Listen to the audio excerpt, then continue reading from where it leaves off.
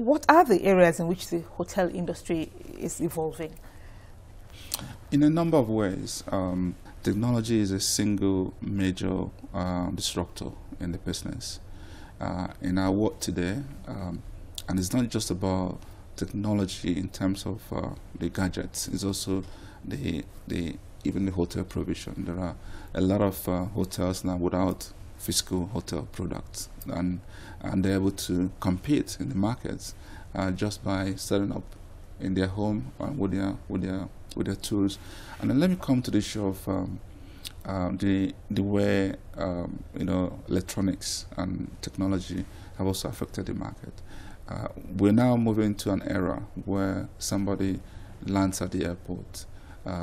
He is able to use his phone, click on an app, and check the rooms available, and not just make reservation, actually choose his room, place order for room service, order for laundry to be picked up at a particular time, and when he gets into his hotel room, he's able to switch on all kinds of gadgets on the TV and play his own video and not watch your own TV, and see his own bill, check in and check out right there. And all of those interactions, what is informing a lot of changes we're doing. And I'm glad that the company that I represent were responding to those needs. So, and if you get into hotels of today and you don't have a USB cord by the bedside, everything is a problem. And why it's so important to always remain on your toes is because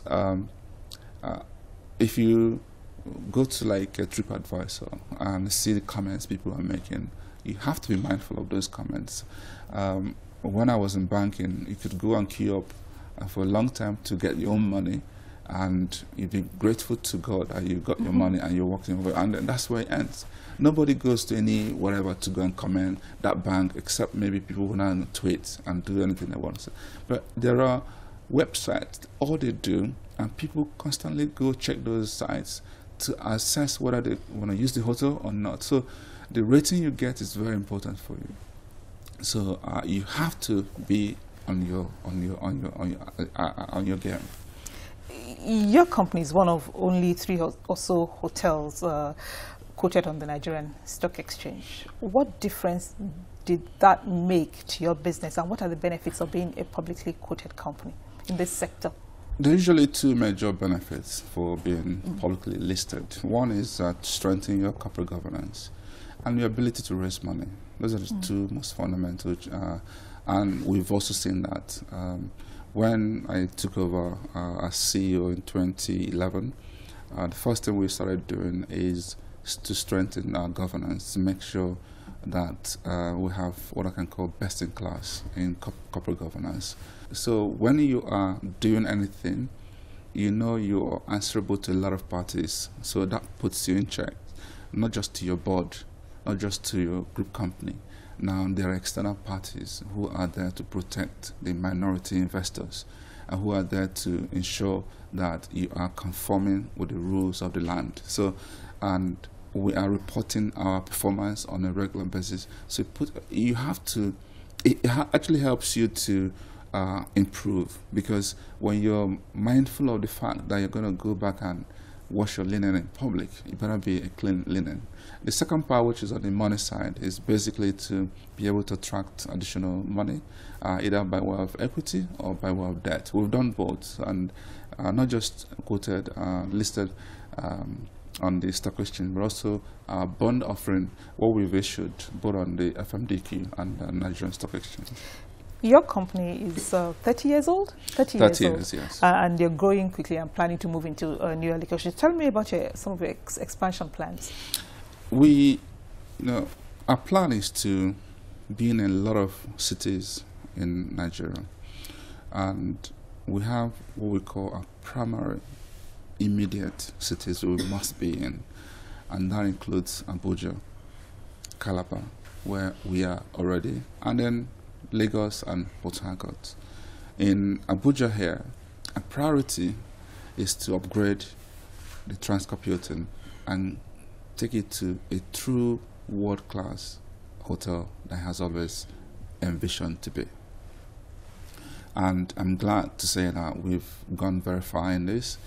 Besides the upgrade, we are doing 2 other properties in Abuja within the same perimeter, because we are actually sitting on a large piece of land there. So we feel that we can help to transform Abuja into a conferencing destination in Africa. And so we're doing a 5,000 capacity multi-purpose banquet center. We're doing luxury apartments on the what I can call quieter side of the property, behind the pool side. Beyond Abuja, we're going to Lagos, where we intend to do another 5-star quality. It's going to be twin towers, and that actually has started. We've done the piling works. We wait for a few approval issues and get on. And then Port Harcourt. And then when we're done with these 4 cities, we're going to a lot of other cities with different categories of hotels. And I'd like to say that because our overall game is not just to make money, we want to help to improve not just tourism into Nigeria, but domestic tourism within Nigeria. So we're looking to also offer some other tourism products. And so if you get into some waterfalls or any other type of product that can help to provide that experience that people can find memorable, that's the overall plan. You were an investment banker. If you had to give a startup entrepreneur just one piece of advice, what would it be? It would be difficult to summarize, especially given the environment, what to say to a young entrepreneur in one phrase. First is about the visioning. In anything you do in life, you must be able to say to yourself, this is where I am. This is where I need to get to. This is how to get there. That's the number one thing you must always do. And I'm not talking about just in the business world, even in your marriage, even in your anything that you want to do in life. If you have to spend time and think through this. Do you even have a good assessment of who you are, your capacity, your strengths, your weaknesses? And in doing this, there's a whole lot that comes there, including you have to learn to be more emotionally intelligent. And it's about also telling yourself the truth. You have to be authentic to yourself and to others. And when you have established, you then have to craft that vision you're looking for. Where do you want to be? And I encourage people to think big. You know, when you think big, even if you don't achieve everything you've thought, you get to some mileage that you're going to be proud of. So when you've crafted that vision, and it has to be something that speaks to your strength, not to your weakness. It has to be something that makes sense.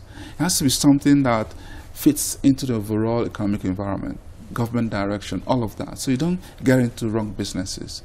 When you've identified that, question becomes, how do I get there? And there are a lot of building blocks to get into your destination. And having the right strategy, the right processes, the right people, the right training, and always seeking to improve yourself. One philosophy I hold so dear is a culture of continuous improvement. Never rest on your status quo. Always look for how to improve. Whatever you are doing, you can't do tomorrow the same way you've done it today. And if we can do this as individuals and collectively as a nation, we will make progress. Valentine Ozigbo, thank you for your time. Thank you, Madele. And we thank you for watching. Please join us next time when View from the Top returns. But between now and then, let's continue our conversation online at channelstv.com. And you can watch this edition of the program and previous editions on our YouTube channel. Thank you again for watching, and see you next time.